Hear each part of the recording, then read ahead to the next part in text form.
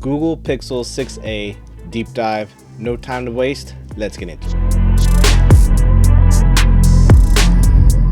Hi, welcome. Daniel here in the tech studio. Let's go over some specs. Then we'll get into my favorite quirks and features, some stuff I don't like, some stuff I do like, and I'll let you know if I think it's worth it or not. So, in the Pixel 6a, we have a 6.1 inch 1080p HDR10 Plus display. It is not fast refresh rate, only a 60 Hz screen. Google's new Tensor chip, which we will definitely get into in a little bit. 6 gigs of RAM with 128 gigs of non-expandable storage. We are looking at the absolute latest Android 13, a 4400 milliamp hour battery, 18 watt fast charging but no wireless charging. And finally, I got this one on sale for 370 bucks. Full price, 450. There are so many quirks and features packed into this little phone, and I'm going to do my best to cover all of them. Cameras are honestly A+ for this price range. This is an A- even for flagships. I mean, the cameras right here, this is the party piece of like all Pixel phones, and the same is true here. Now, they tout their True Tone selfie camera and their marketing that like, hey, our camera isn't racist anymore. And honestly, I applaud them. It's an issue that I actually have noticed in just about every other phone, that cameras do not accurately capture my skin tone as a person of color. Now, I'm going to dive deeper into the actual camera review for this phone in another video, so go ahead and hit that subscribe button so you don't miss that, please. Thank you. But basically, they weren't lying because these gotta be the best selfies I've ever taken. The only other phone to get even close to this is my Motorola Edge Plus 2022, surprisingly. From that phone, you can see, I mean, this is literal perfection. The picture is pretty good too. My skin tone is 100% accurate. Now, the Motorola gets this right about 70% of the time. The Pixel gets my skin tone right every time.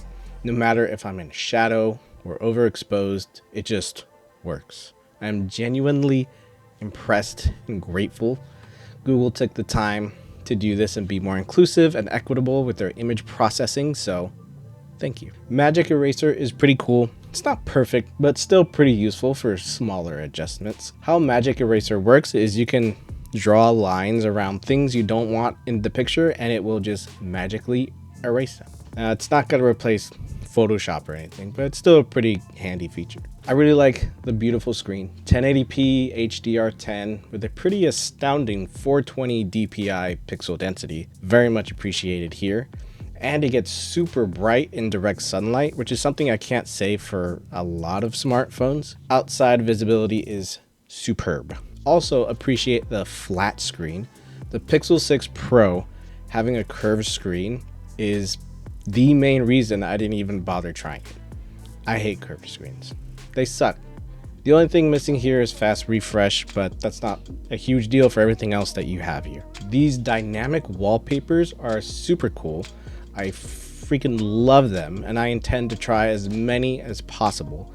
The only thing missing here is the option to rotate through all of them automatically, which you can do with the regular wallpapers, just not the live wallpapers. So going back to Android 12, we had a huge visual overhaul with their Material U thing that they call, where the UI colors will auto adapt and change depending on your background, and you can set it to a bunch of pre-selected color palettes and stuff. Now, Android 13 is a pretty minor Android version, so there isn't much overhaul here, but I discovered a way to have a unique UI every single day. So if you choose a regular wallpaper from one of these genres, you can choose to put it on shuffle mode and the phone will choose a different wallpaper every day, in turn having a totally new UI color palette every day. I absolutely love this. I get bored of my phone pretty easily, and being able to change it up like that is so refreshing. Love it. Especially having that without having to put in the extra work to do it myself. This isn't talked about enough, but I really appreciate the variety of ringtones we have. Like, we literally have genres here, so everyone should be able to find something that they like. The safety app is really cool, something that I wish was on other phones. How the safety app works is you can have a safety check where you have it set for maybe an hour, and say you're gonna go on a walk, and if you don't respond in an hour, then it automatically notifies your emergency contacts with your last location, all that stuff, your battery level, all that stuff. Awesome. Super handy. We also have emergency sharing as well as car crash detection, which Apple just unveiled at their new Apple event or whatever, but it's already existed on the Pixel. The auto transcribe really shows off the new Google Tensor chip. It is the fastest and probably the most accurate transcriber I've ever seen. And of course, you can record and transcribe in different languages. The stereo speakers are really good. They get really loud and surprisingly clear and rich for phone speakers, especially at this price. Oh, we gotta talk about the design, duh. This thing is gorgeous. It is undoubtedly a Pixel phone.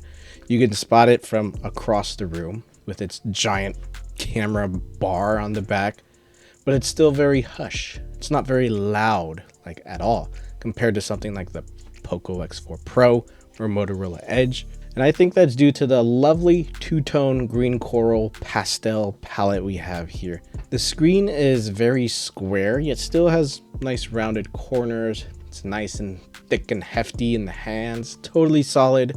No creaks or bends or rattling. Flagship build quality for sure. I absolutely love this design. I think this is like probably second favorite phone design of all time. Even though it's very simple, it's still unique in its simplicity, that it can still stand out without being loud. Okay, enough of that nice stuff. Let's get into stuff I don't like or I think can be improved. First off, 18-watt charging is not fast charging. I'm sorry. It is painfully slow compared to phones that are even cheaper than this. I mean, the OnePlus, the Poco X4 Pro with its 67 watts of charging. Crazy. I would have liked at least 30-watt charging in here. I mean, when you charge it, it feels slow. There's also no wireless charging, and I would have liked to have had that. 128 gigs of storage with no expandable storage is kind of a sin at this price point and at this point in time in 2022, the end of 2022. This is supposed to be the price point that you can still have a headphone jack, an expandable storage, or an infrared blaster. So this omission feels kind of like a slap in the face, if I'm honest. Like, I'm an advocate for a 250 gigs minimum. Another issue, the volume is too low on Bluetooth. It's funny because MKBHD mentioned it in his Pixel Buds Pro review not too long ago, and he wasn't lying. It's something I've noticed on every single pair of Bluetooth headphones. I have to put the volume at 80% or higher for it to be at a comfortable volume. Max volume is definitely loud enough, but if I have a really quiet song or something, it's not enough. I don't know how they made the auditory ceiling so low, but only for Bluetooth. I feel like this could just be a software fix, but who knows when or if that'll happen. The fingerprint scanner is half a second too slow for me. The OnePlus Nord N20 has a near instant fingerprint scanner that works quite literally every time. It never missed a scan in like the month that I had it. Not once. This one still misses quite often, and it's just a hair too long. I want it to be a little bit faster. Plus, the OnePlus Nord N20 is cheaper than this, so actually go ahead and check out that review down below if you want to see that. Another omission that I'm noticing here is there's no Pro mode for photos or videos. Seems like an odd omission, as most phones have at least some variation of a Pro mode. Maybe Google thinks they know better than you, and you can't be trusted with a Pro mode. Who knows? I don't know. I mean, I am a trained professional. I know what I'm doing.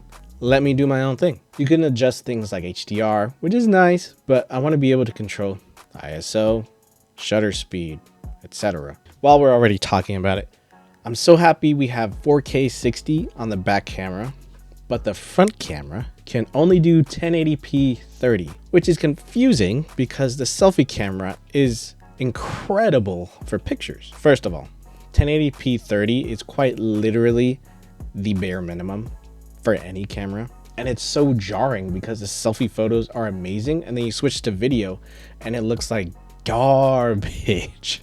Garbage. I don't like that some parts of the UI I can't change, which is really surprising and contradictory since every other Android phone I've ever used my entire life has a little more freedom over their home screen. I can't remove the top thing. I think it's called at a glance. It's annoying. I can't remove that, and I can't remove the bottom search bar. They're just stuck there. This is Android's iPhone in a way. It's their flagship. It is the example of what Android should be. So why am I being limited here when that's not the case literally anywhere else? Especially with all this Material You marketing. You can't even let me make the homepage how I want it. What? No, fix it. Another small thing.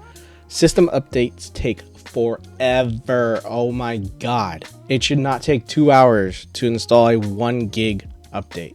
I'd say fix it, but that would probably take like 3 hours to install anyways. Okay, we're starting to get to the bigger issues now. Battery life is pretty mediocre. I use the OnePlus Nord N20. Again, I'm gonna bring that up. It is my barometer for this price point. And that is easily a 2-day phone and some change. And it's only 300 bucks. This is a 1-day phone maximum, which is surprising with its pretty big battery for the phone size. 4400 milliamps for a 6.1 inch screen seems kind of big. My Motorola Edge Plus 2022 has a 48 milliamp hour battery and a 144 hertz 6.7 inch screen. And that is a 1.5 day phone, even 6 months later.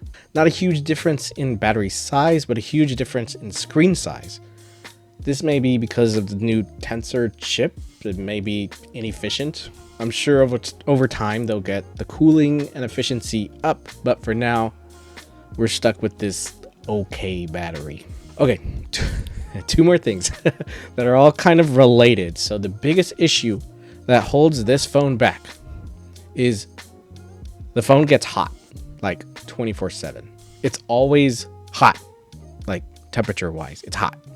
So hot that I was in the middle of recording my RAV4 video and I got this, a warning telling me to take the video later when the phone cools down. Device is too hot. Close the camera until device cools off. What? Are you serious? Keep in mind, I am sitting in a car with AC on full blast. There is no reason a new phone in 2022 should be overheating ever. I mean, I don't think I've ever had a phone overheat like in my life, even 10 years ago. So that's pretty horrible to deal with. It's obviously not good for longevity, especially the battery. And because this thing tends to overheat, we get all kinds of weird glitches happening. Stuff like, oh, I don't know, the phone not working. Excuse Google, what are y'all doing? I was gonna show you guys the phone screen feature, but I couldn't get it to work. I'm gonna try it right now, actually. Let me see if I can show you the transcript and audio. Crashed. I'm gonna do that again. Phone has stopped working. Y'all see that, right? Come on, bro. Okay, so would I recommend this phone?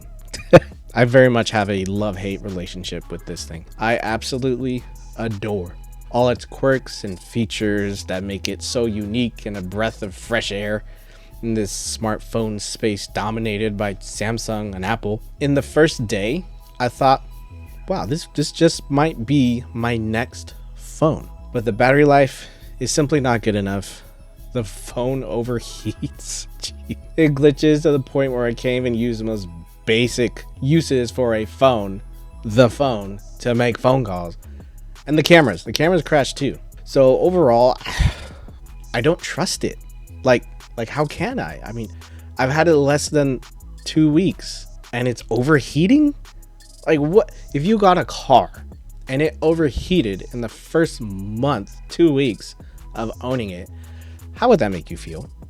You'd be pretty scared about its reliability, wouldn't you? Same thing here. Honestly, This phone is probably the biggest disappointment of the year for me. We have all these incredible, unique features you can only find on a Pixel. We have, in my opinion, the best cameras on a smartphone, like, period. A beautiful screen and design, and that's all marred by these dumb issues that shouldn't exist. I wanted this phone to be good. I wanted so badly for this little guy to be the underdog and replace my current phone. Too good to be true, I guess. So no, I cannot in good conscience recommend this Pixel 6a. And especially at full price. $450 is outrageous. I got this for $370 and I would not spend any more than that. So that's it. Let me know what you guys think in the comments below. Stay tuned because I'm planning on doing an in-depth camera review as well as top Android 13 features. So hit that subscribe button so you don't miss any of those videos. See you in the next one. Peace.